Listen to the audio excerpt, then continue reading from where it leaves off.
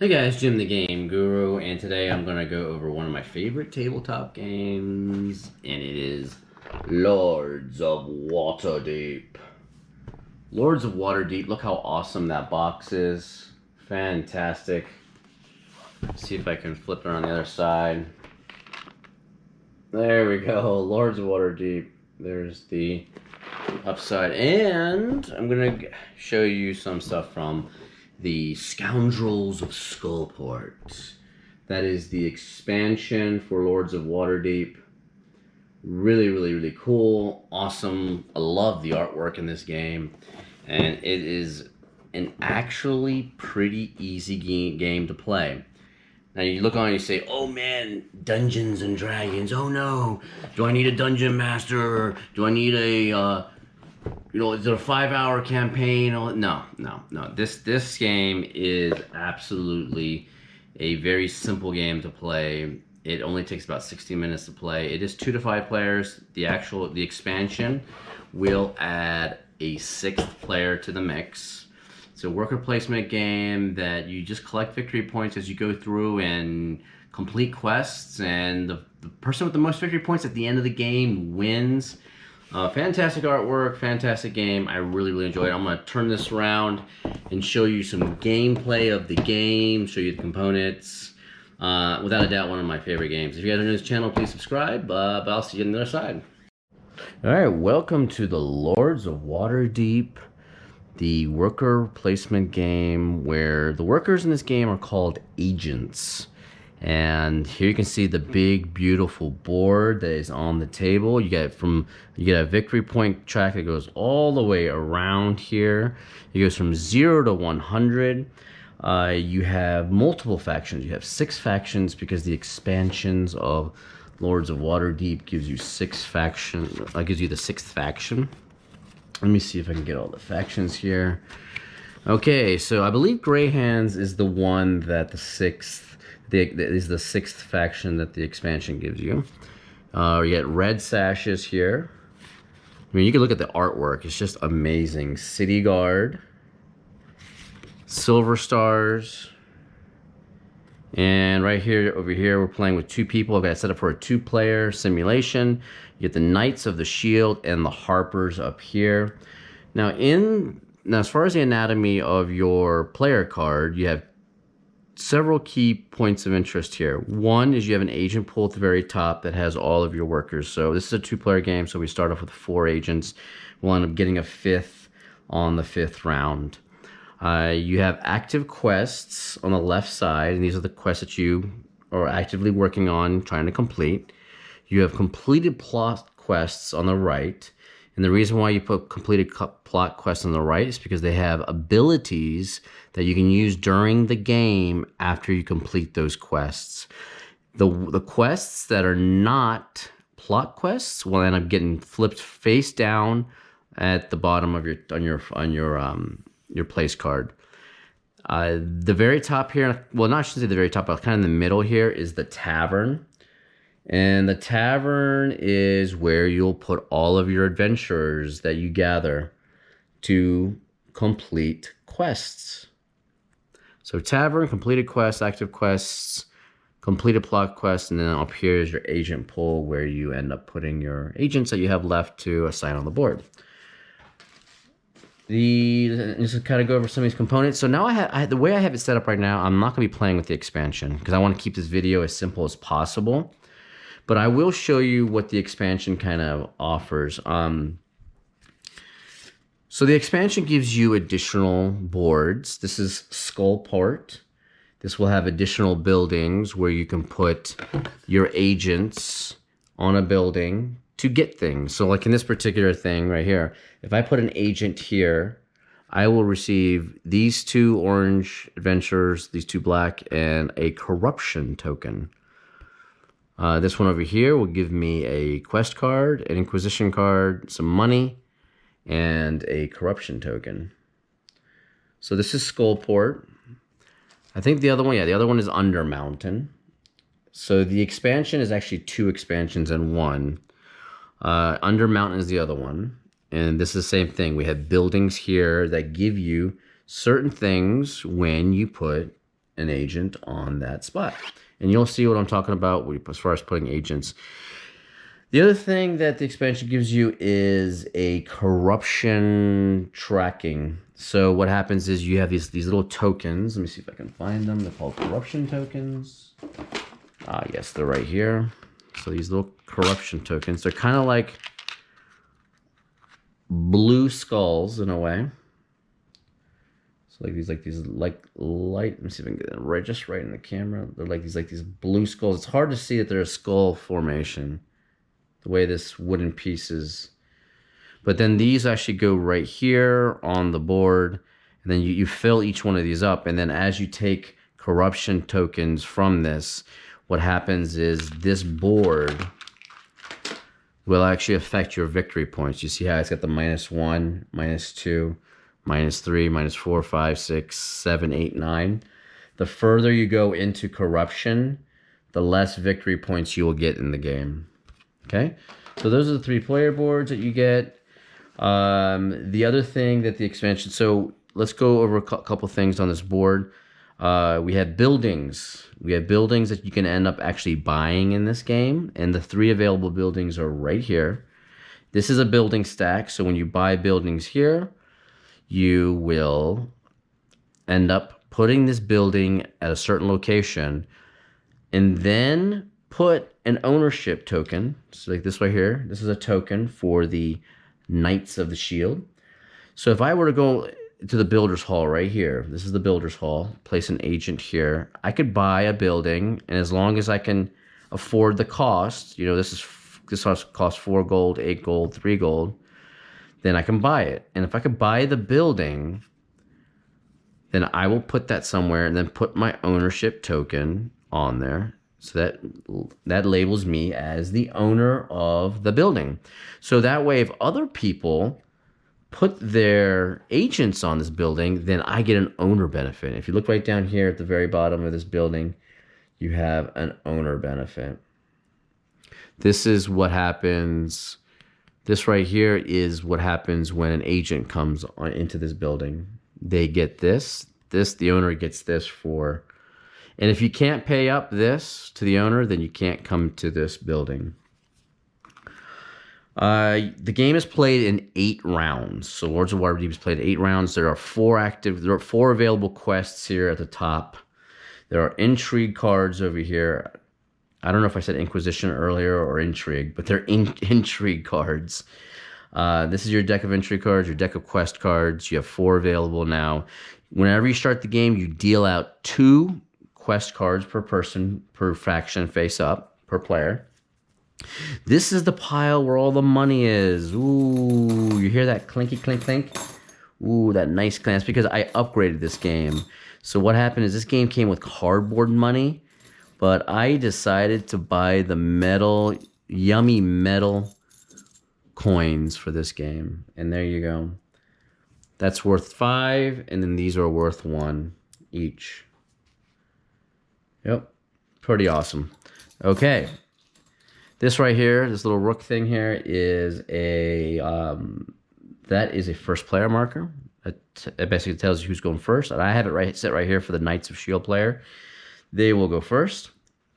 These in center here are your adventurers. Let me see what each one represents. I can't remember.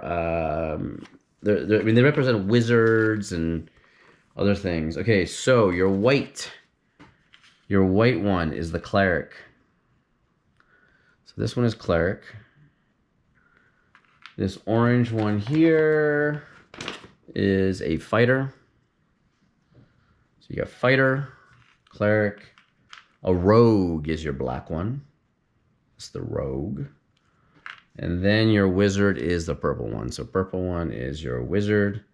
These are all your adventures and the resources that are in the middle. Okay, the manual for this game, before I start playing, beautifully illustrated. Just look at these pictures, super sick. And it's really, really a simple manual. There are a lot of pages, but there's more there's a big appendix to the back of this that takes up most of the manual. Half the manual is the appendix. The rules for the game is only on 6 pages of this manual. That's how easy it is. But you can see like all the illustrations are just amazing. And then you get into this appendix where it talks about the buildings and what they do. Then they talk about the lords that you can get.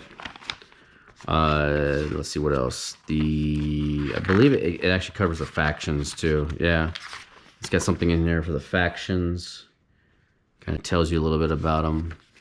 And then there's at the very back of the manual, this one page tells you everything you could ever need to know to start the game. It tells you how to do a setup from the very get-go. And then it tells you how to do the sequence of play. And then the actions in a turn. And then the final scoring. Everything you need to know right here. Once you get used to this game, you play it once. The second time you play this, you just slap it down like this. And you just start playing. Just to show you some of the intrigue cards. So here are some of the intrigue cards. These intrigue cards are used against other players, which is really, really cool. So you can have things like this, which is like a mandatory quest. So why would you want to slap somebody with a mandatory quest in this game? Because a mandatory quest reduces another player's resources just to complete a really crappy quest. So that is where mandatory quests come into this game. But here's like another mandatory quest. What do we have here? Another mandatory quest, quell riots. Some of them are actually just, some of these Inquisition cards do like to have actions on here. Assassination. I mean, and you can see the artwork. I mean, so if I can get through here and see. Just some of the artwork on these cards are just really, really cool. But yeah, these cards here are what you use to screw other players or to have advantageous abilities for yourself. We got free drinks. Man, it's just ambush, spread the wealth. This one says take 4 gold from the supply and choose one opponent. That opponent takes 2 gold from the supply. Lack of faith, recall agent, all these awesome cards. I'm not going to go into each and every single one, but they do have awesome artwork and awesome abilities. It would just take forever to go through each one of these over the video. But, so Intrigue deck, right here. Quests, let's take a look at quests. Quest cards are what help you move along the victory track, right? So for this, for example, in this quest right here, if I can get this just right on here, this one is defeat uprising from under mountain, okay? Now this one says it requires 1 cleric, 3 fighters, 1 rogue, and 2 gold. If you have that and you pay that, and this is one of your active quests, you get 11 victory points plus 2 fighters. And every quest card is set up like that. So look, let's take a look at this one, which is really, really cool. Confront Xanathar, the Beholder. That's awesome. So this one here requires 4 fighters, 2 rogues, 1 wizard, 1 cleric. And if you have that to pay for this quest, you get 20 victory points and 2 gold. It's pretty awesome. Yeah. Okay. So let's go ahead and start this bad boy off. This person's first. So what am I going to do with this person? So I got no money, really. Oh, you know what? Let me find out about the money, because you're supposed to pass out a certain amount of money. Starting player gets 4 gold. Each other player gets 1 more gold. Okay. So this starting player here gets 4 gold to start off with. This one up here, he gets 5 gold because he's second. Okay.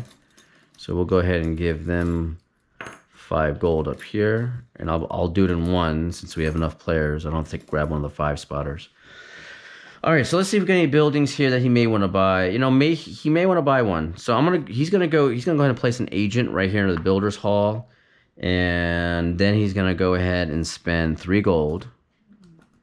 Oh, and I forgot to say that when you start off the round, so this is we're starting off round 1. Each building gets a victory point placed on it. Okay. So he's gonna go ahead and spend his 3 gold. So we'll put 3 gold back in here, and he's gonna buy Helmstar Warehouse. So if he puts an agent there, he gets a rogue, 2 rogues, and 2 gold. So we'll go ahead and put the building right here, or maybe hopefully it's easier to see right there. So he gets this victory point. So we'll just go ahead and just put this victory point over here and slide him up 1 on the tracker. Okay. We flip over another building, and then this building is now the Dragon Tower, that if you put an agent there, you get a wizard and an Intrigue card. Intrigue card. Okay. Let's see. What else? So this person's done. Now this person over here is going to go, and now they get to place a... This person's going to come up here, and he's going to place a marker, an agent here, and grab one of these. He's going to get Confront the Xanathar quest, because that's an awesome quest. He'll also end up getting 2 gold. And now we flip over another quest card. There you go. Okay, so now this person goes. So they're going to go ahead and place an agent somewhere on the board. Where's he gonna go? He's gonna go over here. He's gonna put an agent in the Field of Triumph. It ends up getting him 2 fighters, 2 oranges. So those 2 orange go right into his tavern right there, just like that. So now he's got 2 orange to spend on anything. And he's got 1 quest here, which is Spy on the House of Light. And if he can complete that, it requires 3 fighters and 2 rogues and 2 gold. So he could possibly complete that. Alrighty. Not now, obviously, he doesn't have enough. So this person's going to go. They're going to put their agent right there, and he's going to get 2 rogues, and 2 rogues go into the tavern. Now this person goes, and where are they gonna go? Let's see. So he needs 2 of these. He's gonna go into his own building right here. Actually, you know what? I forgot to put the... Oh, I thought I put the owning marker there, didn't I? Thought I did. Okay, so he's gonna go into his own building over here, set an agent. He's gonna get 2 more rogues and 2 gold. So he's gonna put 2 rogues there. So now he's got 2 fighters, 2 rogues, and he gets 2 gold, and he's got 3 gold right now. So that's putting him in a position where he can actually complete this 1 quest here very soon. So this person goes now from the Harpers, and they're gonna go ahead and put an agent down somewhere. Unfortunately, since this guy put an agent here on Builder's Hall, I can't put another agent where somebody else is, because there's only so many spots. So everywhere where you see like this little worker, like these agent symbols on the board, are the only places you can actually put an agent. And you're not allowed to, like, if somebody's already there, you can't put somebody else there. Let's see what his quests are up here. He's got, okay. So he needs, like, fighters. This guy needs fighters bad. But he doesn't have any fighters. Where can we go to get a fighter? Anywhere? No. So he's probably just going to come over here and grab himself a wizard. So we'll put a wizard right over here. Now this person goes, they're going to go ahead and slap it right there in Aurora's Realm Shop, and they're going to get 4 more gold. Here we go. 1, 2, 3, 4. Right here. Okay, so this guy's getting a pile of gold, which is great. Then this person's going to go now, and they're going to go to Castle Waterdeep. He's gonna get an Intrigue card because of that, and he's also gonna steal the first player token. So he is now first player on the next round, because Castle Waterdeep gives you the ability to go first on the next round. Okay. What else can we do now? And that's it. That is the end of the round, because all of the agents have been placed. So we're done there, and now what happens is we take all the agents, we put them back into our agent pools, just like this. So we put them back in our agent pools. And now we're on round 2. And round 2 comes up, another victory point goes onto these buildings. This person gets to go first this time. Aha. So he is going to be like, okay, well, I'm going to go to the Builder's Hall this time first, and I'm going to go ahead and buy myself a building. He needs fighters bad. So he's going to buy this, the Caravan Court. He's going to get these 2 victory points right here. He's going to cash in on those 2 victory points. He moves 2 on the track. And then he's going to go ahead and put this, let's just put it right over here. He's going to put this Caravan Court right there. See, what Caravan Court does is when purchased, start a round, place 2 wizards on this space. 2 fighters on this space. And then anybody that comes in here gets to take the fighters. And at the start of every round, this will pre-populate with 2 more fighters. Okay, so he goes there. We're going to place an ownership marker right here. So there's the ownership marker. So this player knows that this player needs fighters to complete his quests. So this guy is going to be... Okay, actually, we got to put 2 fighters on this too, because the building was there. So this guy is going to be nasty. And what he's going to do is he's going to come over here, and he's going to go right there. So that way he can't go onto that space his next placement of his next agent. So now he'll take the 2, right? But there's an owner cost on this building. The owner cost says that the owner of this building, you have to pay them 1 fighter. So he does get a fighter over here, but he didn't get the 2 that he would have liked. And now this person here has 3 fighters and 2 rogues. And that is excellent, because now he gets to complete a quest. And he's going to go ahead and complete Spy on the House of Light. 3 fighters, 2 rogues, and 2 gold. So 3 fighters, 2 rogues, and 2 gold go away. He completes this quest, and his reward is 6 victory points. So he's going to move up 6 on the track. So he's going to go from here to 7. And he also gets 6 gold. So we'll put a 5 spot and a single spot. And then this right here is not a plot quest. So it goes face down right over here. Okay, so face down. There you go. And he's done. Okay. So that was kind of cool. So he blocked him over there. But let's go ahead and let's see where this guy is going to go now.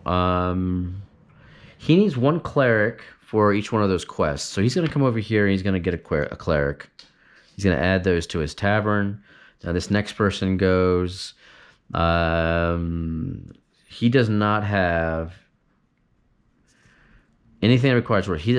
On this quest right here, it requires 2 clerics on a fighter and 2 gold in order to complete it.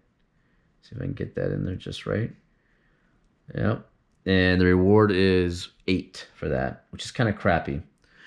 So what he might end up doing is probably going to here to get a quest card. Let's see if there's a juicy quest worth a lot. Yeah, let's do this one right here. Defeat Uprising from Under Mountain, and then that gives... He needs a cleric, 3 fighters, a rogue, and 2 gold to complete that for 11 victory points plus 2 fighters. So this active quest will go right here. The next quest flips over. Let's take a look to see if there's any intrigue cards.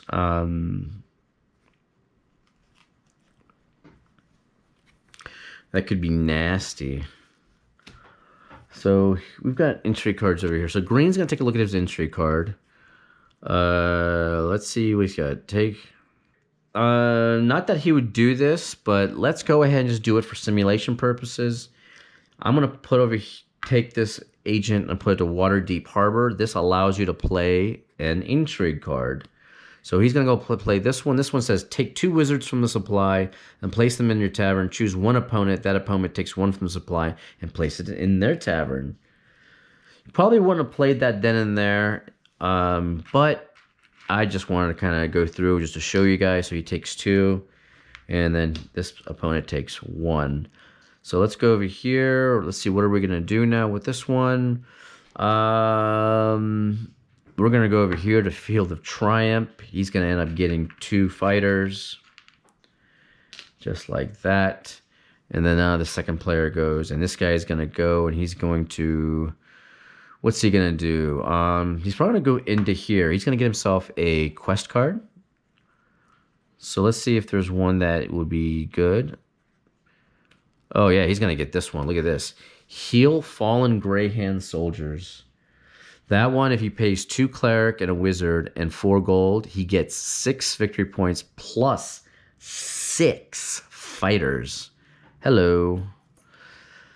Now, one thing I can't remember is if there's a limit to the number of quests you can have on next to your player mat.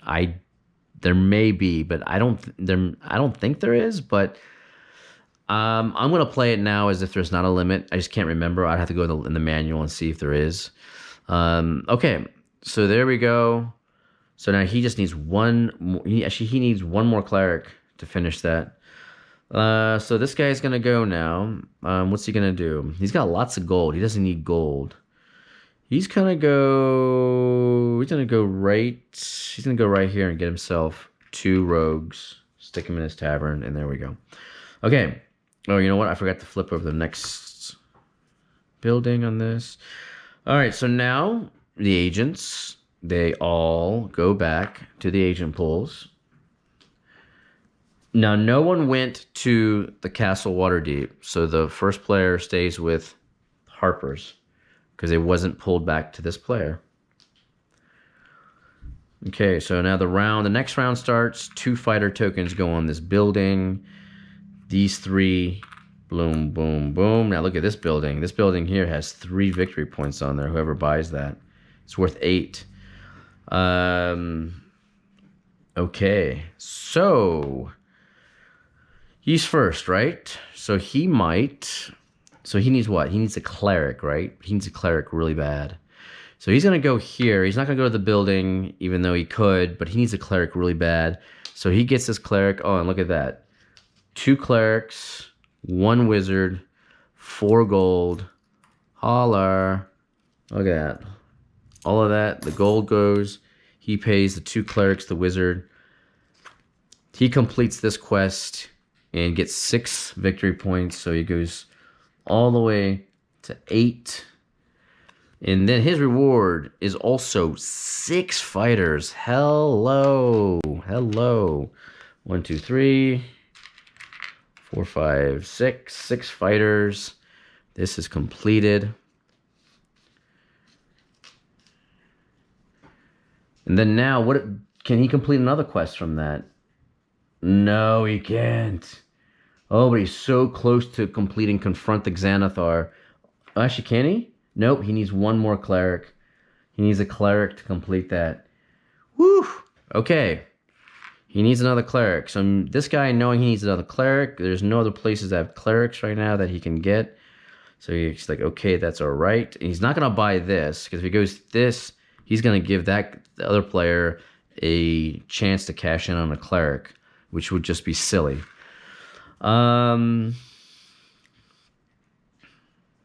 So where is he going to go? I think he's going to go over... What does he need? He's probably going to go back to his own building over here. He's going to cash in on this and get 2 more fighters. Then let's see if this person's intrigue cards give him a cleric. Oh, wow. Yep. So here you go. Boom. This guy is going to go over here to Waterdeep Harbor. He's going to play an intrigue card. He's going to take a cleric from the supply and place it in your tavern. Each opponent can choose to give you a cleric to score 5 victory points.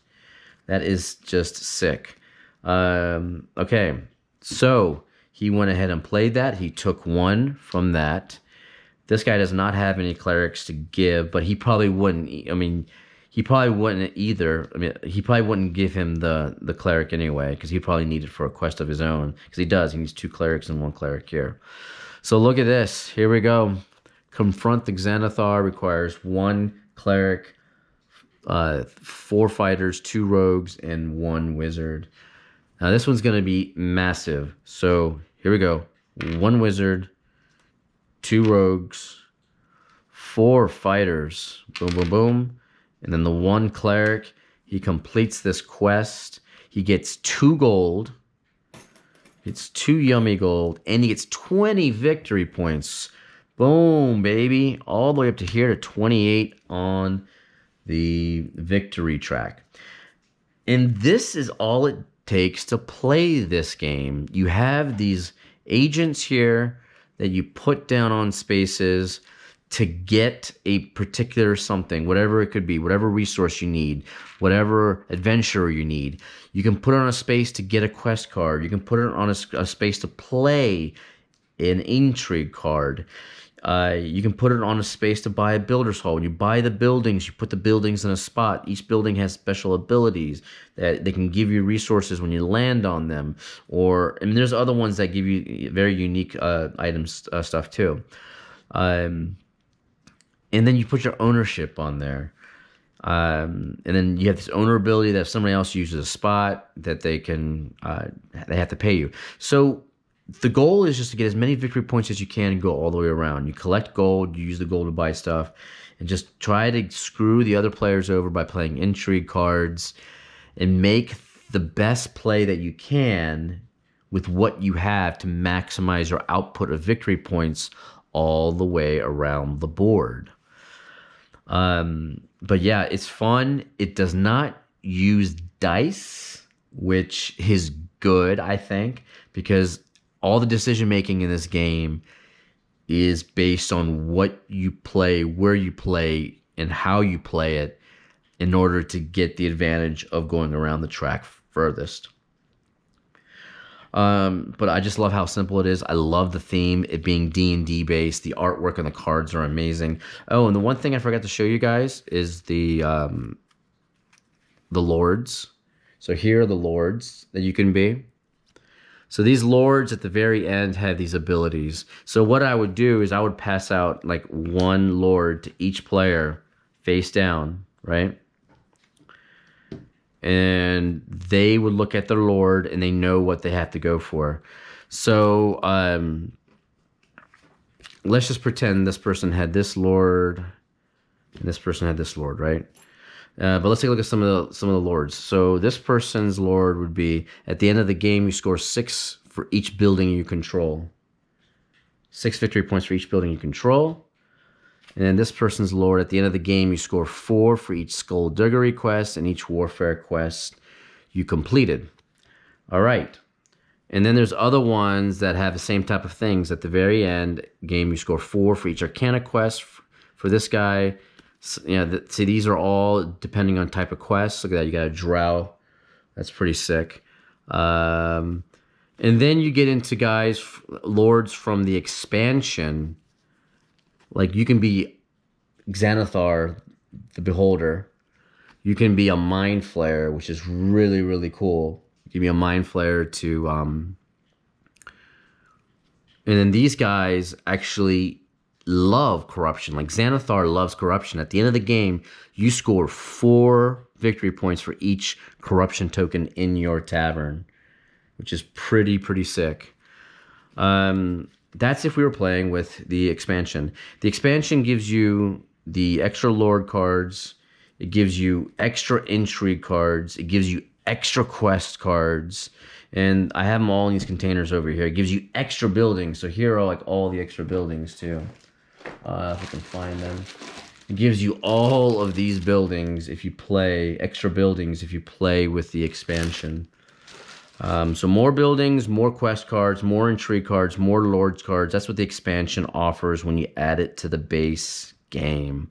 But the overall playing of the game stays the same. And obviously the expansion also gives you the extra places where you could have extra buildings and the corruption tracker.